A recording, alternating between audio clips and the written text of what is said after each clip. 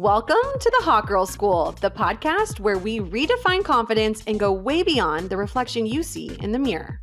We're your hosts, Lauren and Danielle, here to empower you to embrace your inner radiance because confidence is so much more than looks. Whether you're strutting into an event or conquering the boardroom, join us as we explore topics like self-love, inner strength, and owning your unique journey to confidence. So grab your favorite drinky and turn up that volume because you're about to unleash your true potential.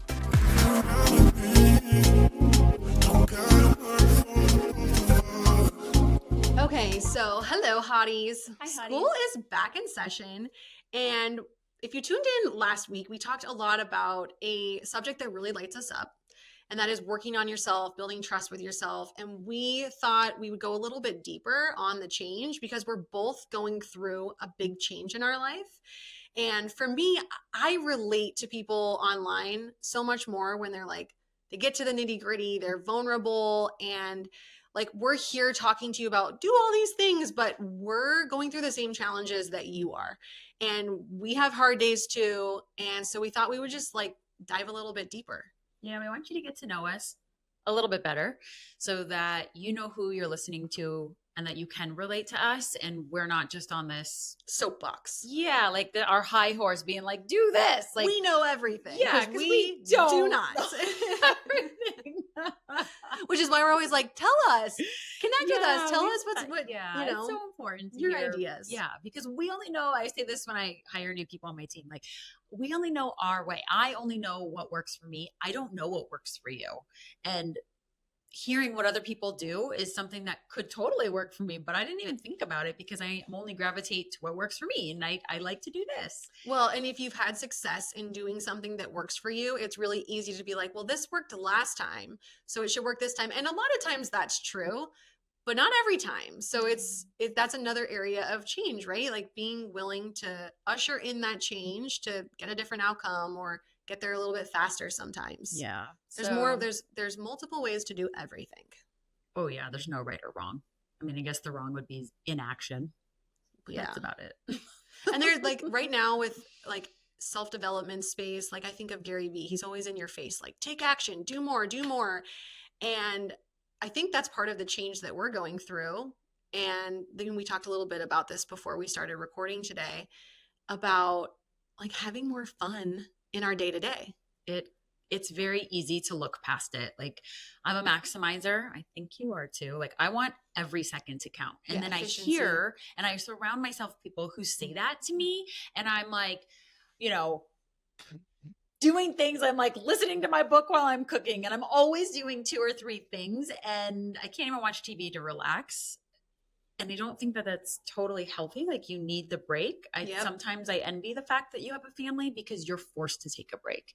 Yeah. You have kids. You can't just like, I have cats. Like I can be like, okay, I love you. I got to go. Bye. You know, and you can't. You have somebody who's like, Mom, no. And that is, maybe it's not a break, but it's at least a break from work. Yeah. Like I have to switch it off. But that's something I've had to work really hard at. In fact, I went through a period where I didn't feel like I was showing up as the best mom because I was giving so much at work and trying to see this big mission forward. Like I built a company from the ground up and I told myself this story that you have to do this in order to be credible, which is a complete lie, but that's a story for another day. The ego. Yeah. Your ego's talking and barking at you. And I would come home and just feeling I'm out of gas and they're what's most important. And so a big change that I had to start this year was I need to redesign my life because what's happening isn't working for me. It's not working for them. I'm not feeling happy in the day to day. And so practicing like what we talked about in the previous episode of reflecting, I had to break that down and be like, where does that start? Right. And the first jump was I no longer want to build software companies. I can go back to that if I need to, but I want to take a risk and build a life that's designed for like what my needs are now, having children, wanting to be, you know, a certain type of wife and a friend. And I'm in the gap, as I'm calling it. Yeah.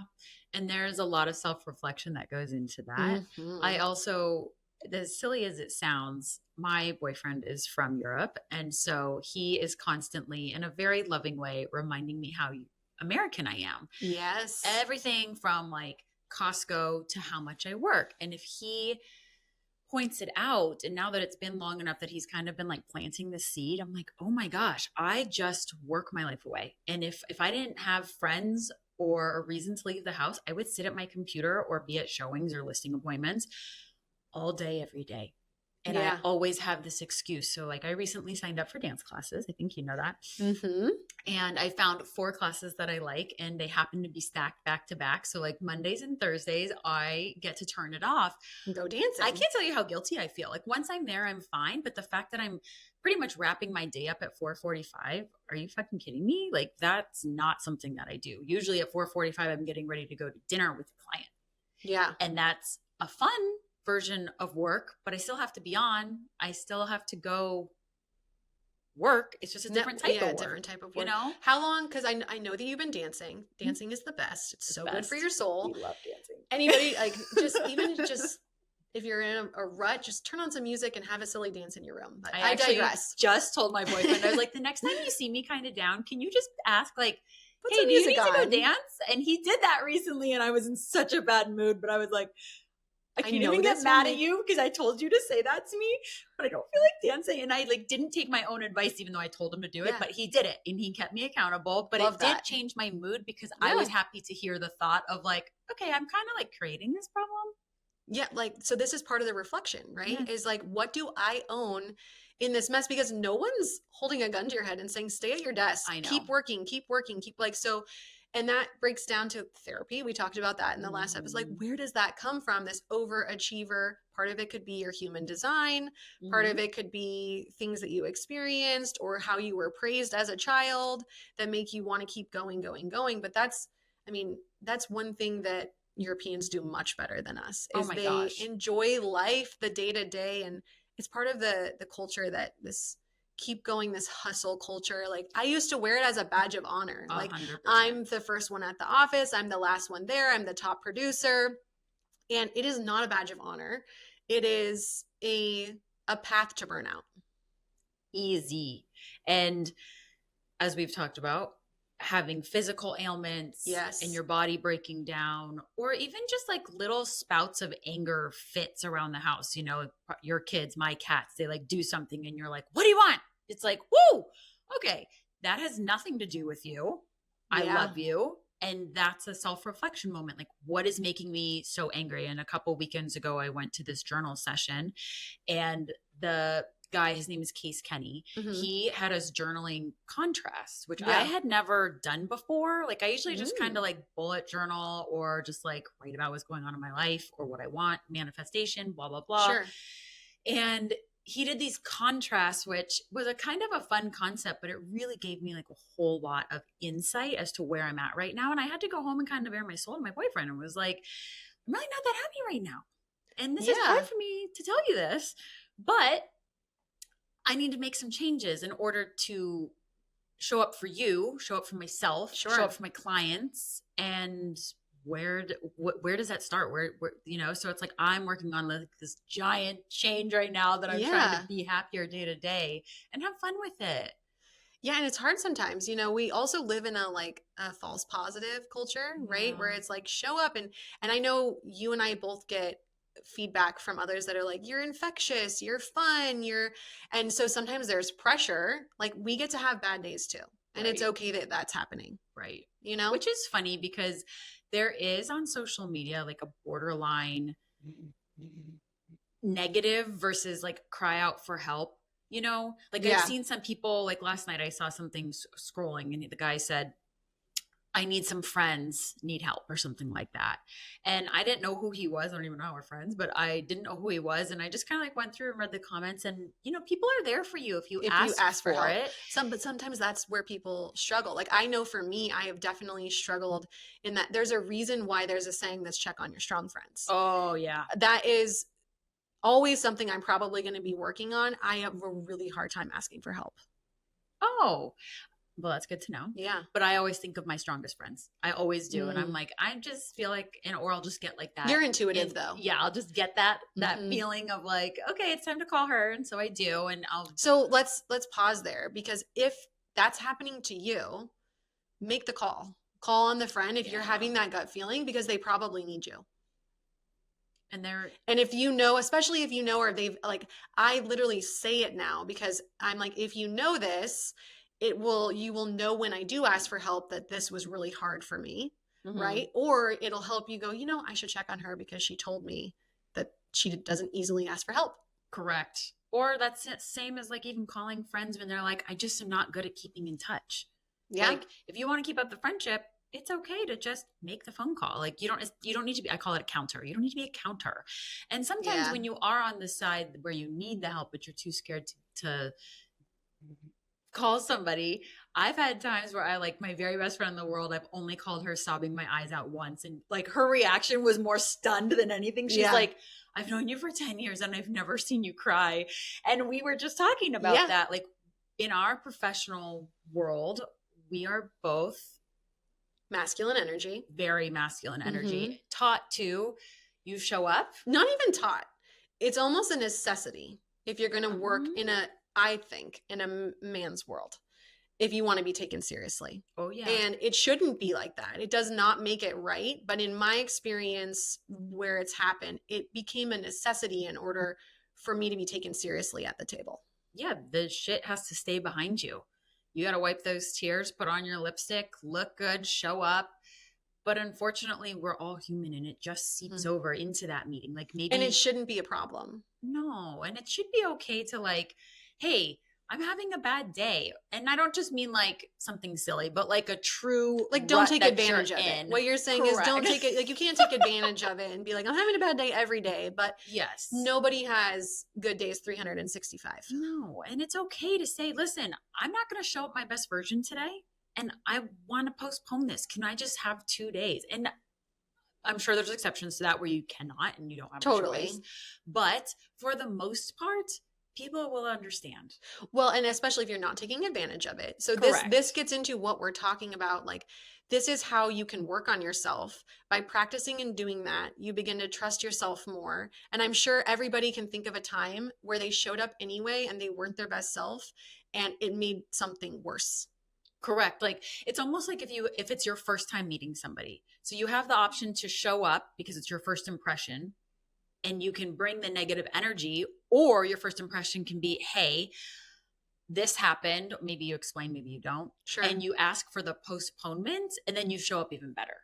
So like, I don't know which is the lesser of two evils. Obviously it depends on, it's very situationally based. Totally. And I think it's starting to practice it and recognizing, hey, and once you do it and you're like, that wasn't so bad. Yeah. That wasn't so bad. And I actually showed up 2 days later with a better energy, as a better version of myself, because I worked through whatever I was feeling the days prior and I nailed it. Yeah. And I'm not talking about like you didn't prepare enough in time. That's not what I'm talking about. I'm talking about legit real things that are going on, just clarifying. Yeah. Needed often, right? Yeah. Yeah. So building trust with yourself is it is crucial, man. I don't like that. It's so because we went through this back and forth of like, okay, how do we define that? And it really comes down to, it starts with the work, with working on yourself.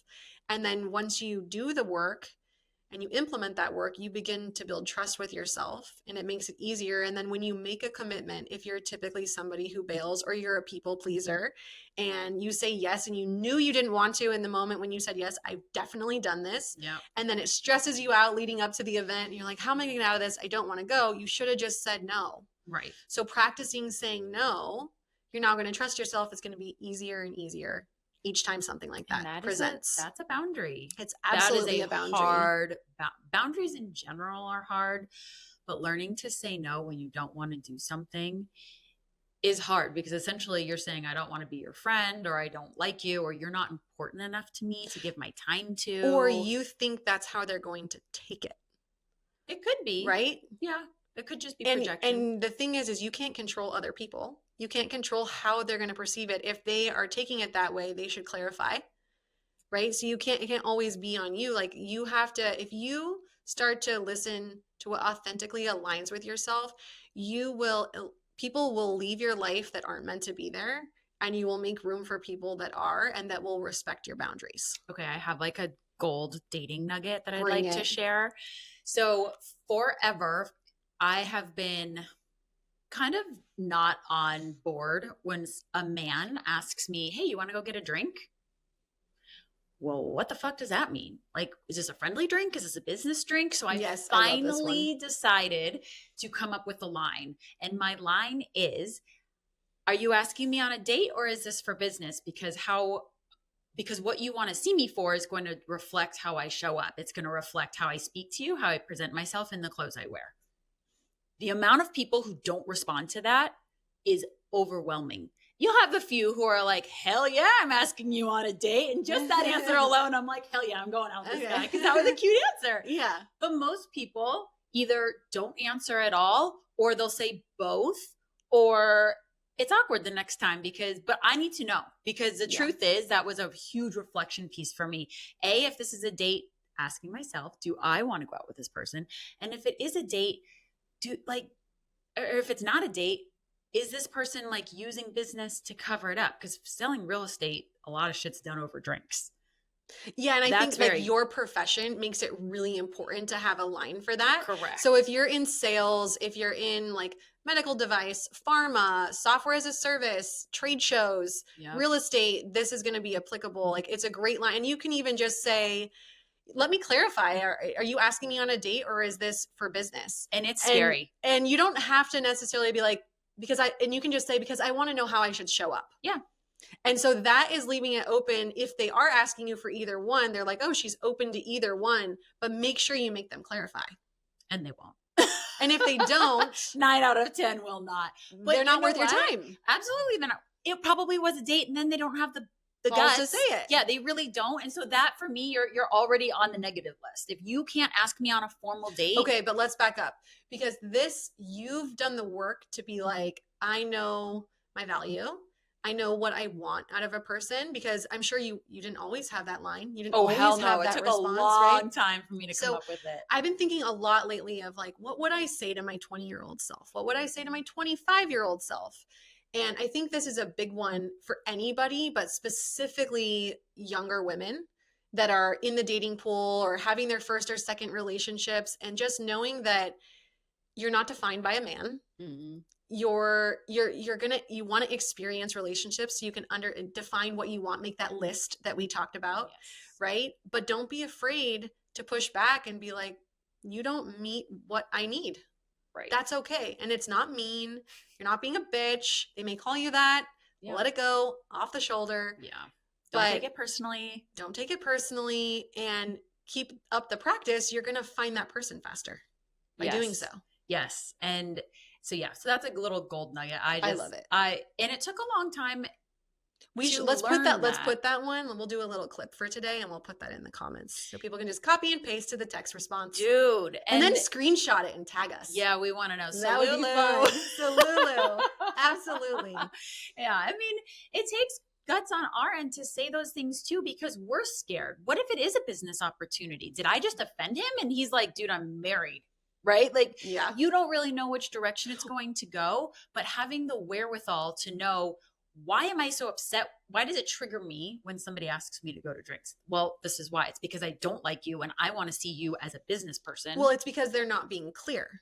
So ambiguity is the worst. Drinks can be for business, like, hey, let's grab happy hour and talk through this problem and see if you are the solution, right? Or, hey, you're cute and I want to get to know you more. Let's grab drinks so we can chat it up. The drinks part is the issue. Right. If it were lunch, it'd be totally different. Yeah. Hey, can we get lunch or get coffee? Yeah, that's more business. And it might not be, but if it is a date, it's a quality man.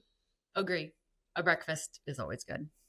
Anyway, we could even roll that into relationships a little bit on how building trust with yourself becomes your vibe, because you are confident in who you are, which therefore is sent out to the universe, which means whoever is showing up in your life is a reflection of you. Absolutely. And we're going deep. right? Because we're manifestors. Yeah. We believe in energy. We believe in a lot of those things. And sometimes, like we talked about in the previous episode, is being honest with yourself and asking, like, where do I have accountability in this situation? What part do I own? Because it's not always someone else that's the problem. Sometimes it's you. And the energy that you put out, the way that you show up, the way you treat people, the way that you talk to people, the way you, if you are, you shouldn't be, but talking about people, gossiping, things like that, those are unhealthy habits, and it's going to come back to you. So you're going to have, like in friendship, let's just use like a small breakdown. If you're a big gossiper, likely people are then going to gossip about you, or you're going to have friendships that aren't meaningful, that aren't true friends, because then you're sitting there going like, well, gosh, she's saying all this stuff about this person. What the hell is she saying about me? When at least that's how I feel. I feel with like gossip. That too. I feel like that too. And it kind of sucks because once you start to do a little bit of work on yourself and you evolve past that, like we always say, like the small mind is gossip, it's like the interest level isn't there anymore. I want to talk about bigger, better things. Deeper. Yeah. But we're big, like deep. Some people are content with surface level things. Like we are definitely two people that are like, tell me everything. What was your first fight? Like, what is your, like, I just need to know about your soul. Like your last however many years on this planet. Yeah. Tell me everything, the hard stuff, the good stuff. Like, let's get into it. But that's also a deterrent for people because when I try to go for the heart, some people clam up or they look at me or they try to bring it back to surface, and I'm a big mirror. So if you're going to bring it back to surface level, I can play that game. Sure. I'm just less interested, which is fine. Clearly you're not going to be my best friend. So, but that gets into, because everything comes back to doing the work and knowing yourself. Mm-hmm.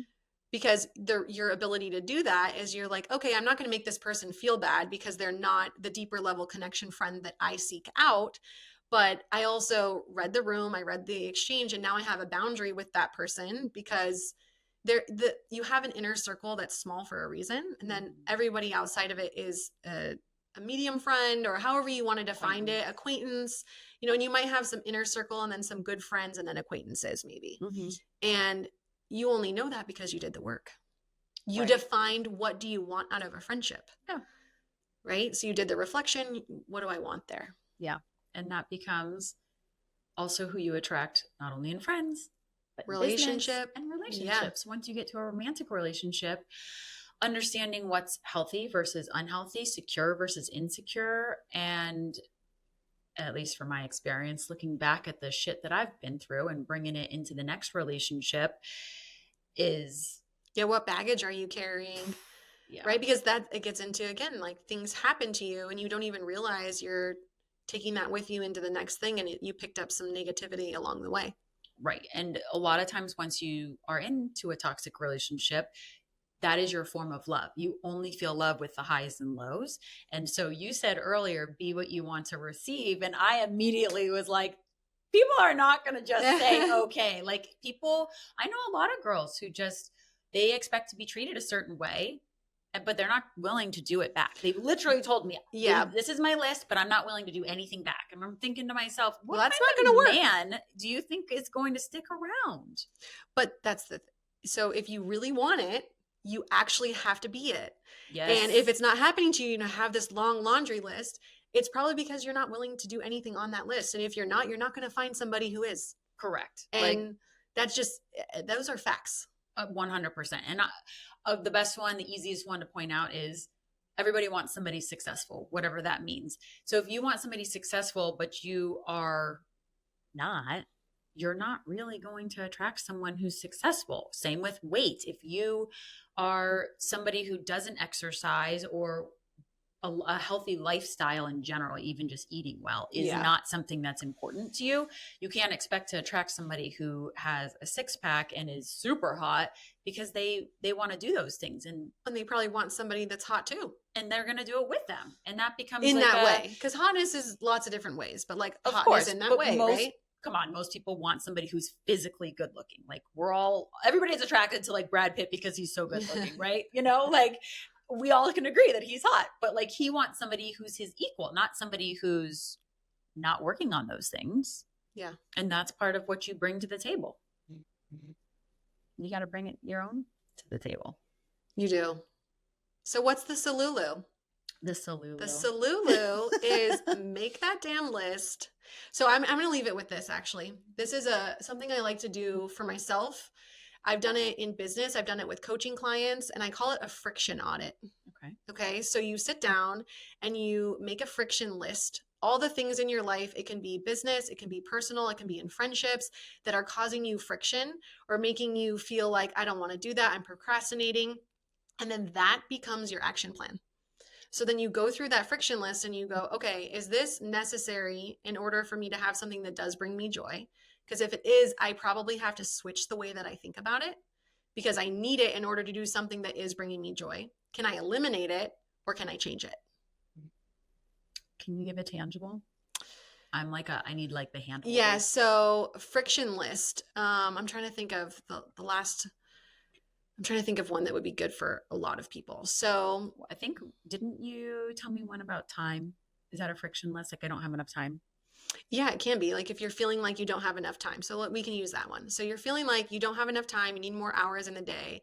You need to actually write down like, why do I feel like this? And be honest with yourself. Am I doing like my time block? Am I managing my schedule? Am I making excuses? Am I procrastinating?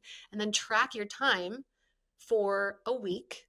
And you will probably discover, not probably, you will discover there are things that you could eliminate that aren't actually driving you forward for the things that you need more time with your kids, more time at work, or you're procrastinating, or you can make something more efficient, or something can just totally be X'd out. It's an unnecessary thing that you don't require. Like it's not necessary to scroll on your phone for 2 hours a day. Sorry, it's not. No, it's not. It's not necessary. So if healthy. you need more time, like that's a great starting point. Yeah, that's a great Get rid of the scrolling time. Yeah, I like that.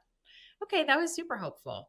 I like that. Yeah, so good. Maybe if you have the huevos, feel free to make a friction audit list.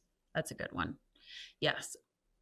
Anything else you want to say? I mean, building trust with yourself is it happens over the long term. Takes time. It takes a lot of time. It is try and fail, in my opinion, until you realize like what you're good at. Again, it's knowing yourself and understanding who you are fundamentally, what you're okay with. And in order to know yourself, you have to be willing to dig deep. Yeah. I feel like that's just the root cause of all of it. So we'll leave you with find your SOLULUs. Our SOLULU is friction audit, digging deep, and surrounding yourself. Don't take advice from people that don't have what you want. And taking those things one step further. If something frustrates you, why does it frustrate you? And then if you can figure out that reason, how can you put that into words to find the solution of clarification? Yeah, the friction audit can really help you with identifying your action steps because you may feel the friction, but you don't understand why. So what you said is great for that. Yeah, absolutely. All right. Well, cheers to that. Cheers to that. Mas SOLULUs, girls. We'll see you next week. Thanks for tuning in. We appreciate you and we love our community of hotties.